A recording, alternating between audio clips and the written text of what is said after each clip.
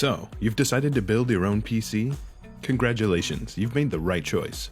By building your own PC, you're entering a world of serious power, customization, and cutting-edge tech. Whether you bought your parts individually or got them all at once in one of Newegg's pre-selected kits, you've come to the right place. This video will walk you through all the different parts you'll need to assemble a typical PC build, and will teach you what you need to know to go from a bunch of freshly opened Newegg boxes to a fully operational PC battle station. Before we get started, here are a few important things to remember. First, it's a good idea to research build compatibility before moving forward. If you're purchasing one of our PC build kits, you don't have to worry about it. We've made sure everything is compatible. When it comes to that actual build, never force anything. For the most part, these components are pretty tough, but if you get the feeling something isn't fitting right, double check. Look online for more information on the specific part you're having trouble with, and carefully examine the pieces that are supposed to be fitting together. This should keep you from accidentally breaking any of your new hardware. Next, keep your workspace clean and organized. It's easy to lose screws and small pieces, and keeping everything close at hand and easy to find will make the process much easier. Finally, keep your build unplugged while you're working on it. These parts are designed to be safe, but precautions never hurt. Only plug in power when you're ready to turn it on, and when making adjustments, don't touch anything inside your case without unplugging first. With all that out of the way, let's get to building. It all starts with the motherboard. This is the component that brings everything together. There are a ton of different motherboards of all different shapes and sizes, and the one you selected will be dependent on the CPU you're planning to use. The primary distinction between different motherboards is which CPU brand they support, Intel or AMD. Both are fine choices. You just want to make sure your motherboard and CPU are compatible. If you're working from one of our kits, we've taken care of that for you. A PC build starts with what is arguably the most important step in the building process, getting the CPU into the motherboard. If the motherboard is the heart of your build, the CPU is the brains of the operation, the processing powerhouse that does the brunt of the work that makes your computer capable of all the awesome things it's about to do. It's also one of the more fragile components, so it's good to be careful with this one. To avoid damaging the CPU, do not touch the golden contacts on the underside of the processor. Properly handling your CPU should look something like this. Do that, and you'll be good to go. To install the CPU, first open the socket by unlatching the latch like this, and reveal the contacts. Again, try not to touch those, as you want to make sure they aren't bent. Your motherboard might look a little different depending on your CPU, but the process is similar for every board. Just get the latch up and get those contacts exposed. Next, you're going to want to look closely at the socket. You should see a corresponding indication on the motherboard and the CPU. Both Intel and AMD have tiny triangle indicators that show you the right orientation for the part, while Intel has an additional set of notches to make it even more clear. Carefully place the CPU in the socket, oriented correctly, until it's resting flat in its natural habitat. Do not force it in, just make sure it's flush and flat. It should look and feel right, with no corners hanging out or crooked lines. Next, you're going to bring the latch back down and the metal casing with it. Some CPU sockets have a cover that pops off when the CPU has been installed. Just keep it in the box in case you ever want to replace your motherboard. You might have to push down a bit hard for this part, but as long as your CPU is seated correctly, that's okay. With that latch down, the CPU should be snug and secure in place. Again, your CPU and motherboard might look a little different than what we have here, but the process is essentially the same. All done? Congrats! You've completed the most important step. Now let's move on to keeping that powerful little piece of tech from overheating. We do that with CPU coolers, of which there are two different types. Air cooling, meaning fan-based, and liquid cooling, which means, you guessed it, liquid-based. Both have their strengths and weaknesses, but either one will work to keep your CPU cool and happy. It's hard to show you exactly how to install your specific cooler, because there are quite a few variations in brands and installation procedures, but most will require you to install a plate on the back of the motherboard, and will need to be attached from the front. That's why we're doing this now, instead of after the motherboard is in the case. Before you start your cooler installation, you're going to want to make sure you have space for your RAM. You should be able to tell by placing the cooling unit roughly over the CPU. If it's blocking your RAM slots, which look like this, you might need to get a smaller cooler. Before we actually attach the cooler, we need to apply thermal paste to the CPU. This silvery substance allows heat to transfer properly between the two metal surfaces. Too much thermal paste and you'll stifle the transfer. Not enough, and not enough heat will get through. The amount you're looking for should be between the size of a grain of rice and a pea, placed right on the center of the CPU, like so. When you finish installing the cooler, it'll push down on the paste blob and evenly disperse it across the surface of the CPU. If you see any spilling over the sides, it means you used too much. Just use a little rubbing alcohol and a paper towel to clean it off. You can see an example of us installing coolers here, and the main principle should be roughly the same. This is where instructions come in. Your CPU cooler will come with everything you need to complete the process. If you stay organized and follow every step, you'll have the cooler correctly attached in no time. Next, you're going to want to plug the cable from the fan into your motherboard's fan header to make sure it has power.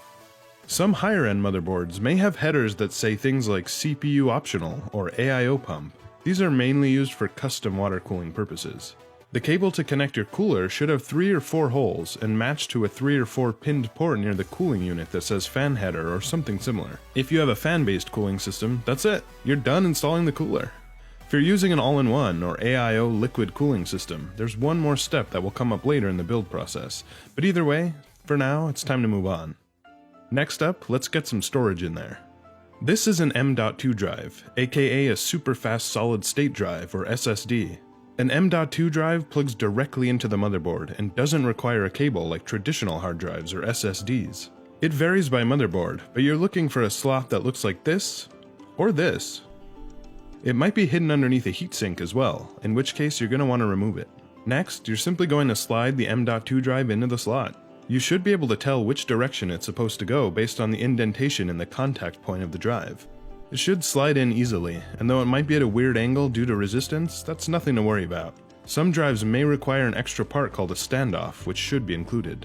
Make sure it's in there tightly, and if you're using a vertical orientation, follow the additional steps in the instructions with the drive to finish the installation. Now, let's move on to RAM. Whether you have 4 sticks of memory or 2, the installation process is going to be roughly the same. To keep your hardware clean, avoid touching the metal contact points while handling the sticks. First, you're going to want to take a peek at the RAM slots. There should be a break in the lane, either closer to the bottom or the top. Check out the contact points of the RAM. Do you see that corresponding break? You're going to line them up so they match, then slide the RAM into the slot. The 2 small latches will audibly click into place when the stick is properly inserted. You might need to use a little elbow grease to get them in there, but if it feels like they're not going in properly, double check the orientation and try again. When you think it's in place, push down on each end to verify neither side is popping up. To get maximum RAM speed, refer to your motherboard manual for the proper placement order. Also, it's best to use RAM from the same company that was all purchased at the same time, so keep that in mind. All done? Nice! Your motherboard is looking good. One more step before we can get it in your case. The input-output shield, or I/O shield, is used to protect the build from static and to keep evil dust out. It's easy to forget this important step, and having to take the entire motherboard out is a pain, so let's make sure to put it in right now. It'll vary from motherboard to motherboard, as every board has different port placement, but the one that came with your motherboard is the one you're going to want to use. Line it up with the ports on your motherboard so you know the correct orientation. Then, you're going to pop it into the case right here. You might have to really push it, but you're going to want to make sure it's in there real good. Once the I/O shield is good to go, it's time for your motherboard to move to its new home. Cases come in all shapes and sizes, so again, yours might look very different. The fundamental design of most cases is the same though. First thing, you're going to remove the thumb screws that allow you to take both of the side panels off and show off your case's interior. Remember, you're going to want to keep track of these little guys. Put them somewhere safe along with the side panels. Next, you're going to want to lay your case on its side like this, preferably on a soft surface to keep from scratching your case or your table. All these cables here, we'll deal with them later, so make sure they stay together and tuck them out of the way for now. Next, you're going to see the space where your motherboard is going to go. You'll see a series of holes that correlate to the screw holes scattered around your motherboard. If the holes in the case are empty, look for these little parts called standoffs, and screw them in those holes in the case. These will keep the motherboard from touching the metal of the case and causing potential shorts. Once the standoffs are in, line up the holes on your motherboard and lay it in there. Next, you're going to use the included screws to attach the motherboard to the standoffs, and therefore to the case. You want to make sure the board can't move at all, but you don't need to screw them down too tightly. We don't want any bending or damage to the motherboard. Once all the screws are in and your motherboard isn't moving, it's on to the next step. Now we're going to install any other hard drives you might have. If you have a SATA SSD or hard drive, it's time to get those in there. First, you're going to want to find the appropriate placement for your drives.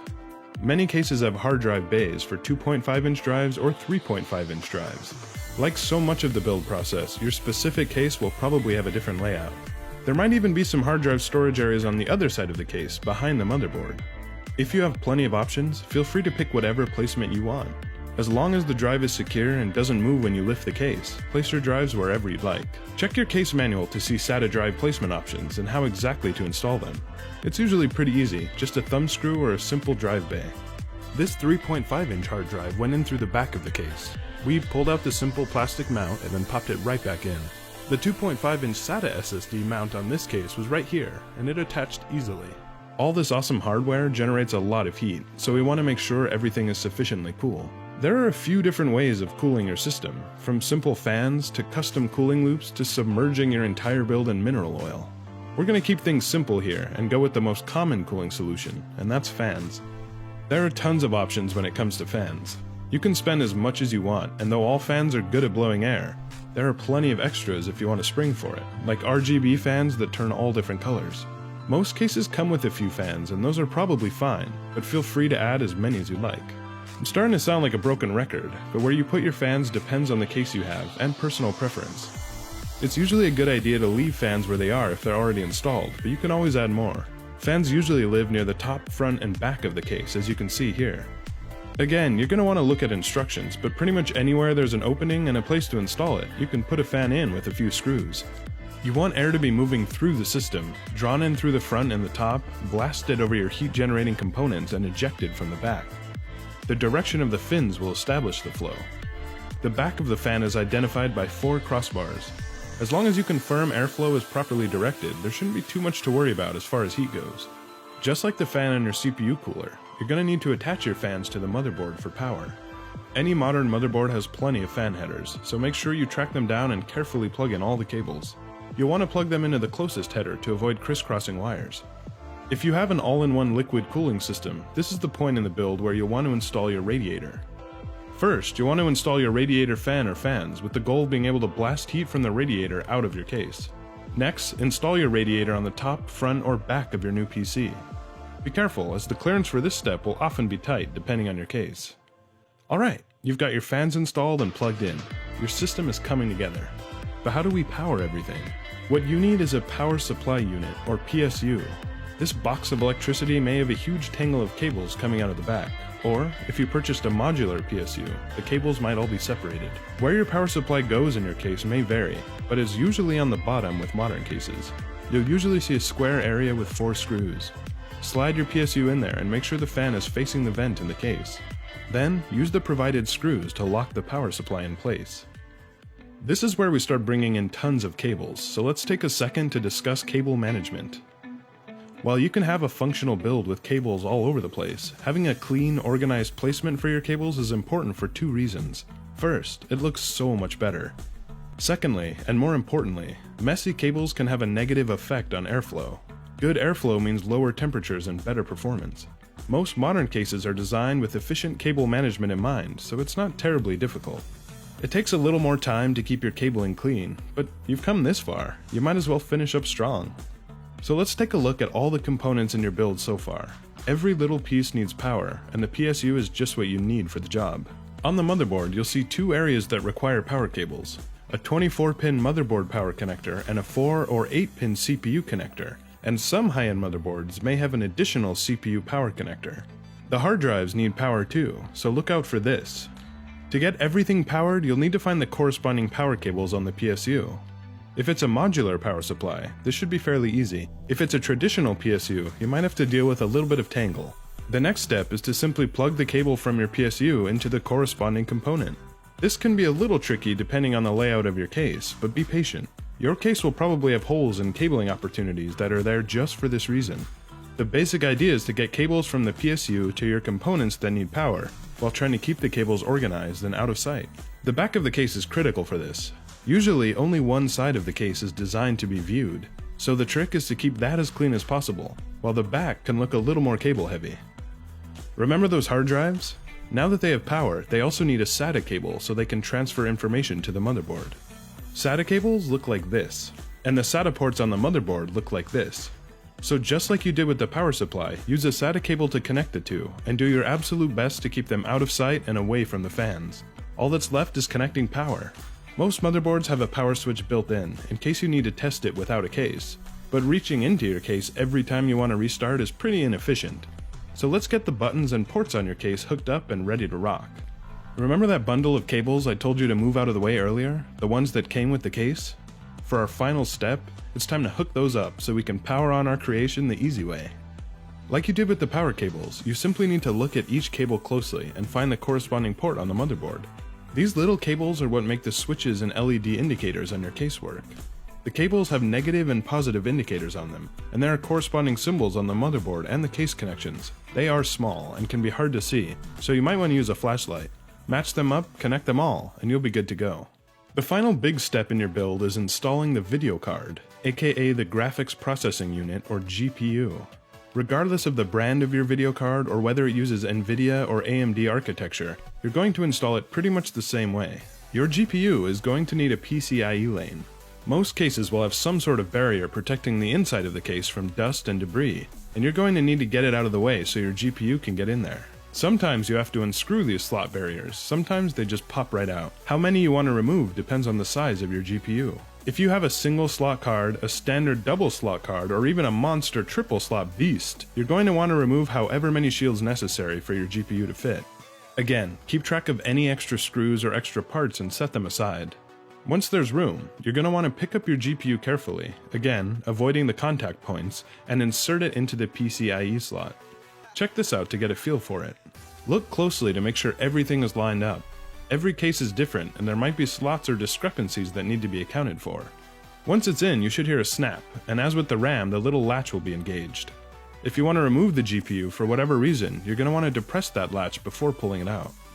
Now that your GPU is placed correctly, use the screws you have from removing the shields to keep it in place. It should be in there very securely and difficult to move. GPUs will often have their own power connectors depending on your model. If yours does, plug it in from the power supply. Everything installed? Then you're done! The build is complete! You did it! Don't close your case up just yet, just plug in your monitor, mouse, and keyboard, and finally, the power cable that came with your PSU. Plug that sucker in and flip the power switch on the PSU. Take a deep breath and hit the power button on your case. If it spins up, all your fans start running, and you see your motherboard logo on your display, congratulations, your build works! If your build didn't boot up the way you were hoping, don't worry. Seriously, it happens to everyone who builds PCs. Troubleshooting your build is no fun, but it's not as daunting as it seems. The first thing is to review every step of this guide and trace your cabling. 9 times out of 10, it's a forgotten wire or a loose component. Double check that your RAM is seated properly. Double check that your power connections to your motherboard are correct. Make sure that the power switch and reset switch are hooked up to the right areas. If you've got a modular PSU, make sure your cables are snapped in and clipped on properly. The same goes for your motherboard power connectors. And check to see if you've confused the 8-pin CPU power and the 8-pin PCIe power connectors. Usually they're marked, but just in case, the CPU power cable splits into 2 sets of 4, and the other power cable is for the GPU. If nothing powered on when you press the button on your case, test the motherboard with the power switch on the board itself. Did it boot? That means you need to rewire the power switches from the case. If you can't nail down the problem with these steps, you can remove components one by one. See if it boots, and if it does, you'll know the problem was the part you just removed. It's not usually a faulty component, but that can happen, and then it's time for an RMA. Troubleshooting can be frustrating, but if you're careful and meticulous, you'll get to the bottom of it. Once your build is up and running in all its gloriousness, you'll know it was all worth it. Great job using the PC build kit for your very own custom PC.